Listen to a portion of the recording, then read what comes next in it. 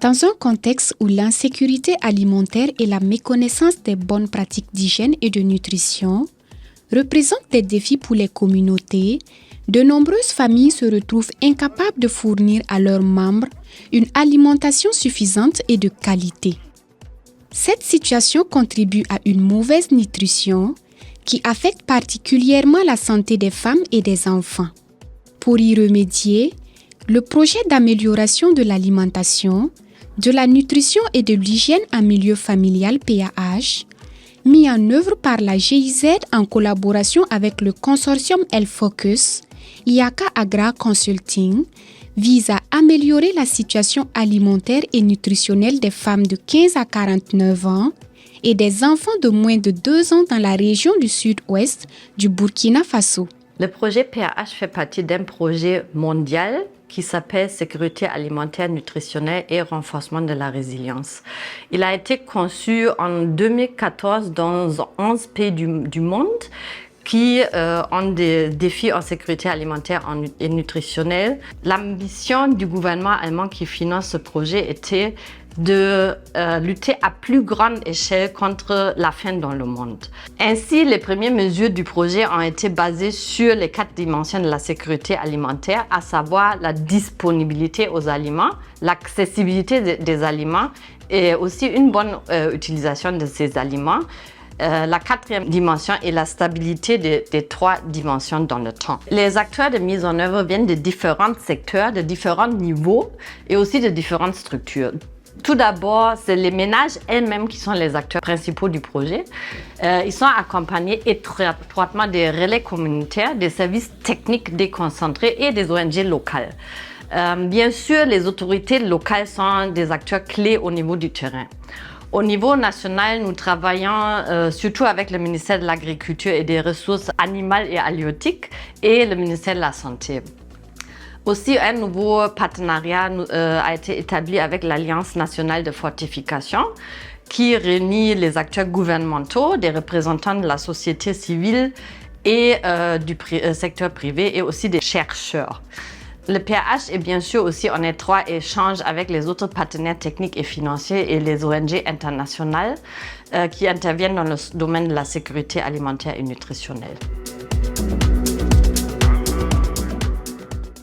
Le projet PAH s'appuie sur une approche globale et multisectorielle qui cherche à agir simultanément sur plusieurs leviers pour améliorer les conditions de vie des communautés. D'une part, il travaille à renforcer les services publics de santé, de nutrition et d'hygiène afin d'assurer un accès plus équitable et de qualité à ces services essentiels. D'autre part, il œuvre à rendre les aliments sains et diversifiés plus accessibles en déployant des initiatives concrètes comme la création de jardins communautaires et la promotion de cultures riches en nutriments tels que le moringa et la patate douce à chair orange. Le projet soutient également la production locale de farine améliorée, permettant ainsi aux familles de mieux nourrir leurs proches avec des produits plus nutritifs. Nous nous sommes concentrés au début du projet sur les activités de communication et ça avait amélioré les connaissances des femmes sur l'alimentation des femmes et des enfants, mais malheureusement, ça n'a pas vraiment changé leur comportement. Donc avec le temps, on s'est rendu compte que le problème de l'alimentation, de la nutrition au sud-ouest était beaucoup plus lié à la non-disponibilité d'aliments diversifiés et sains. Donc c'est sur ce volet qu'on a mis l'accent de plus en plus. Aussi, au début du projet, nous avons beaucoup ciblé les femmes dans nos interventions. Donc, les hommes ne participaient pas vraiment aux activités. Et maintenant, en fait, on a développé des activités spécifiques adressées aux hommes, comme par exemple l'école de Marie. Et là, nous adressons en fait le besoin que les hommes s'impliquent dans l'alimentation, mais aussi qu'ils soutiennent les femmes dans les tâches quotidiennes. Nous avons collaboré avec l'association locale Varina Asso. Et cela a beaucoup contribué à l'augmentation des connaissances du groupe cible. Et les animateurs de Varina ont aussi accompagné les ménages afin qu'on puisse atteindre un vrai changement de comportement. En collaboration avec la santé, nous avons pu améliorer l'offre des soins au niveau des CSPS. Et ils ont aussi offert plusieurs activités de sensibilisation sur l'hygiène et la nutrition au niveau des CSPS. En plus de cela, l'hygiène dans les formations sanitaires a aussi été améliorée. Les résultats de cette activité au niveau de notre zone d'intervention étaient tellement bien que sous le leadership de la DRS, en fait, l'activité a été menée à l'échelle au niveau régional. Et depuis 2021, toutes les formations sanitaires de la région du Sud-Ouest étaient accompagnées dans ce sens. Au niveau de la région du Sud-Ouest et dans le domaine agricole, en collaboration donc avec la direction régionale de l'agriculture, la plus grande activité, en fait, c'était la mise en place et l'accompagnement des sites maraîchers. Donc, annuellement, nous produisons environ 2000 tonnes de légumes et fruits, c'est 50 sites environ. Et l'agriculture a également accompagné la population pour améliorer les rendements des céréales et pour diversifier la culture dans les champs, notamment la culture des légumineuses et d'arachides.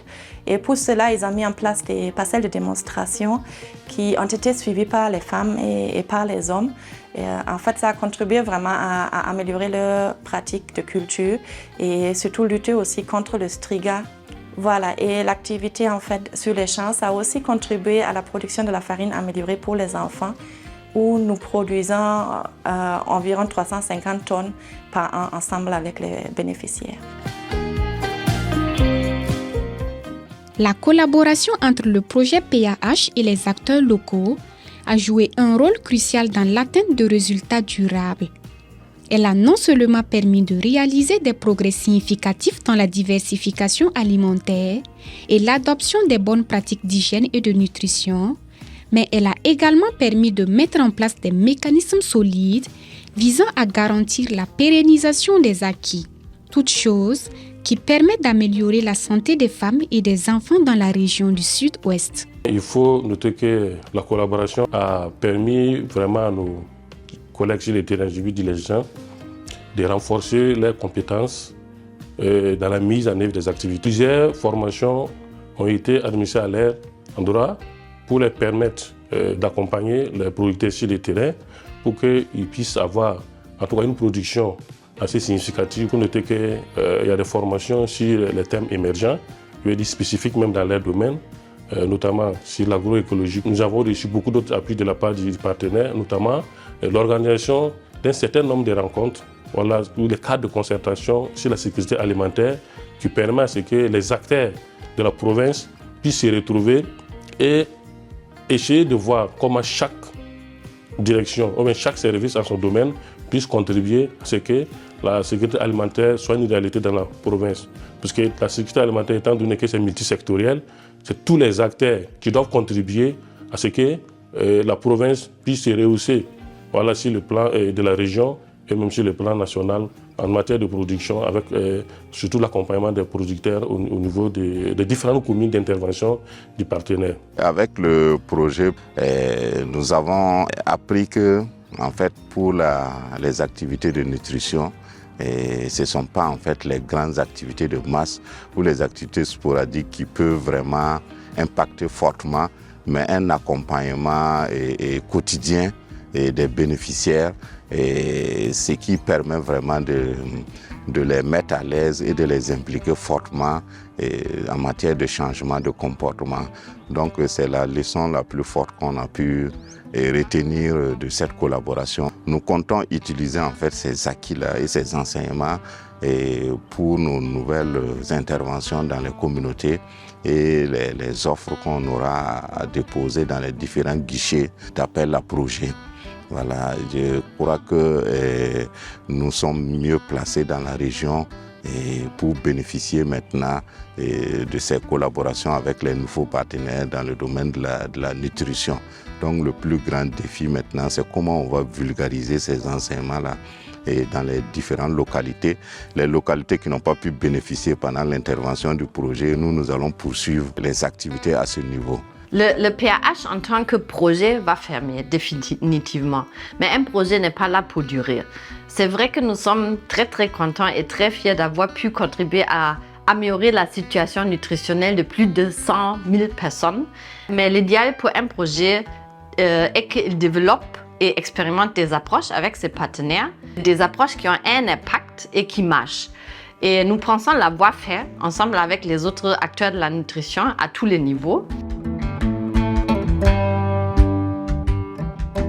Nous sommes très fiers aujourd'hui que nous avons pu participer à l'élaboration des guides d'organisation des cadres de concertation dans le domaine de la nutrition sous leadership du ST-NUT qui a pris en compte les difficultés qu'on avait constatées aussi au Sud-Ouest. En plus, nous avons entamé un processus avec la direction de la nutrition pour identifier, sélectionner, diffuser et ancrer de bonnes pratiques au niveau national.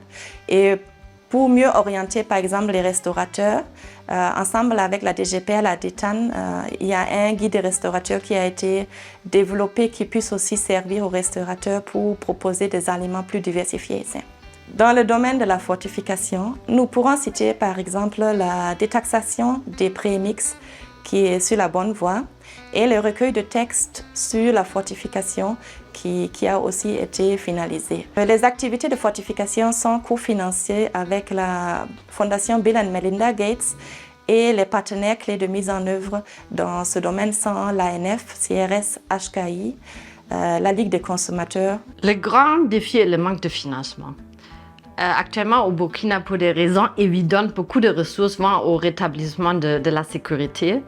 Nous félicitons les acteurs étatiques de la nutrition au Burkina que malgré la situation, ils arrivent à mobiliser plus de ressources d'année en année pour la nutrition. Néanmoins, elles restent sous-financées et aussi dû à la situation, souvent les fonds pour la nutrition sont plus orientés à l'aide humanitaire ou à la prise en charge de la malnutrition. Pourtant, si on investit davantage dans la prévention, ce n'est pas seulement un investissement dans la santé des enfants dans les médias, mais c'est garantir leur bon développement. Parce que la malnutrition entraîne des pertes énormes pour le PIB. Et donc, si on investit davantage dans la prévention, c'est un investissement direct dans le développement du pays.